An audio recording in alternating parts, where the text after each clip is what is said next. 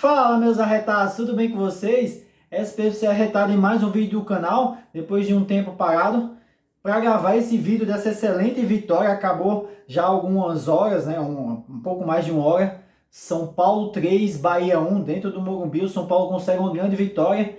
Então espero que você fique aqui e acompanhe aqui o que eu tenho para falar. É um vídeo curto, né? A gente vai fazer uma análise do contexto do São Paulo, bem como essa vitória. E é sempre importante você estar aqui. A presença de vocês é importante. Não consegui gravar vídeo nessas últimas semanas, mas publiquei alguns shorts aí dessas últimas partidas, né? Alguns inscritos novos chegando no canal. É um prazer ter você aqui. Se você não é inscrito, já se inscreva e compartilhe o vídeo com todos os seus colegas, beleza? Então vamos fazer essa análise desse jogo, mas vai ser uma análise bem serena, porque o primeiro ponto que eu começo a falar, que é importante falar, já que naqueles jogos de derrota, enfim, alguns colegas pedindo para eu gravar, eu disse eu não tenho a mínima condição mental de gravar, porque senão eu ia falar muita bobeira aqui.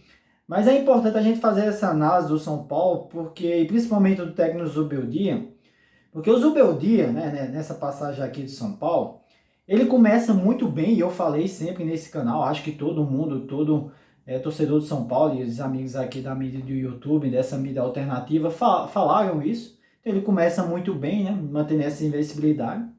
Só que depois de um tempo, de alguns jogos, a gente começa a ver algumas limitações do Zubeldia. Muita demora para trocar, né? Algumas peças que ele colocava lá deixava o time um pouco lento.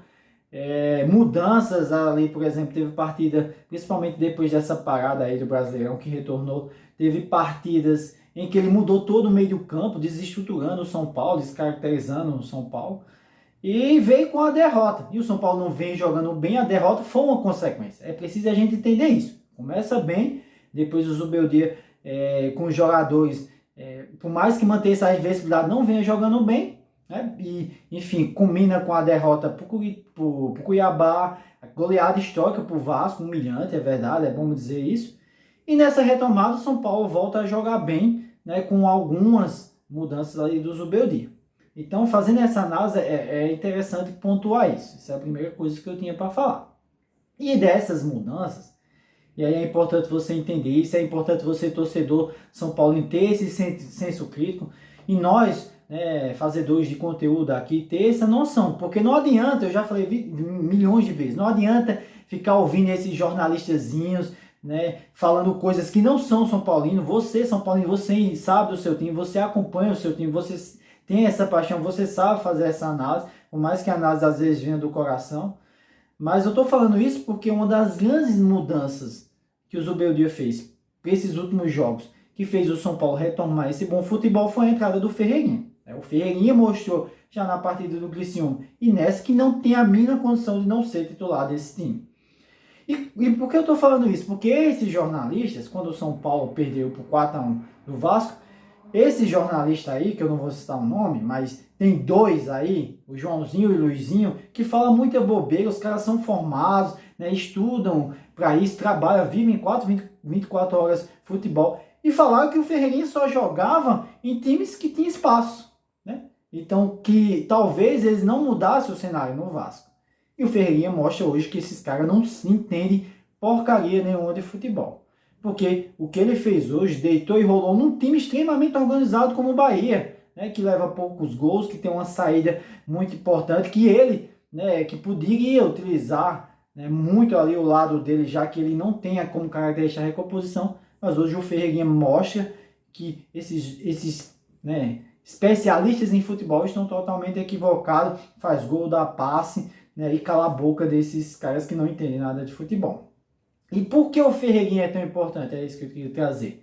Porque o Ferreirinha, ele aparece aí no São Paulo como um jogador que também quebra linhas, como um jogador que impõe velocidade, como um jogador que vai para um 1 contra 1. E essa responsabilidade, ela não pode ser do Lucas, como eu já tinha falado. Então hoje você tem um São Paulo, pelo menos nessa partida e na outra também, a gente espera que seja assim, que quando o Lucas pega a bola na direita e sai puxando pelo meio, cortando, né, vai passando para os jogadores e os jogadores se preocupam com ele, mas também vão se preocupar com o Ferreirinha. O mesmo acontece com o Ferreirinha. Quando o Ferreirinha cisca, passa por um, né, se o jogador for em cima dele, ele passar por outro, abre espaço e pode dar a possibilidade de um passe para o Lucas em velocidade.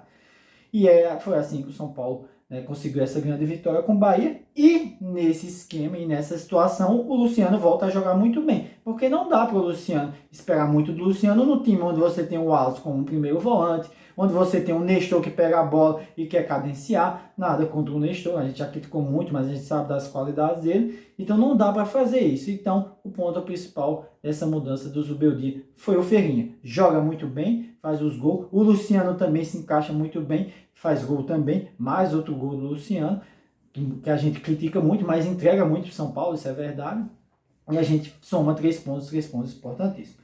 Por fim, e até para, vamos dizer assim, não fazer aquela divisão usual, não falar tanto de questões táticas, não dá para não analisar, eu já falei isso, não dá para não fazer essa análise que o São Paulo, né, hoje com 21 pontos, se vence aquele do Corinthians, que dava para vencer, estava com 24, não poderia perder para o Cuiabá, estava com 27, e também não poderia perder para o Vasco, que ia perdendo para todo mundo. O São Paulo hoje é líder com 30 pontos, obviamente eu vi que o Flamengo está vencendo aí, o Palmeiras provavelmente vença, mas estava ali, era o time a ser batido.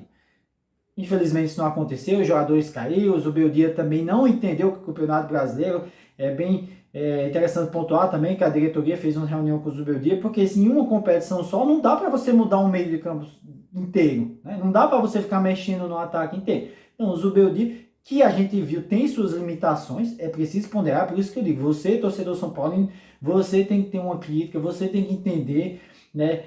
Quando a gente chega aqui, a gente fala mal, né, dos técnicos, dos jogadores, né? Até porque o dever da gente é mostrar o que está errado e cobrar, não é ir nessa onda da mídia normal que passa pano aí, que fala muito que o ambiente está conturbado, que está crise no São Paulo, porque como eu digo, eu sempre disse desde que eu criei esse canal, esses jornalistas, em geral a mídia, não quer o bem do São Paulo, em geral. Então não caia nessa. Eu digo que quando o torcedor cai nessa, ele se apequena, né, e se torna torcedor de time pequeno.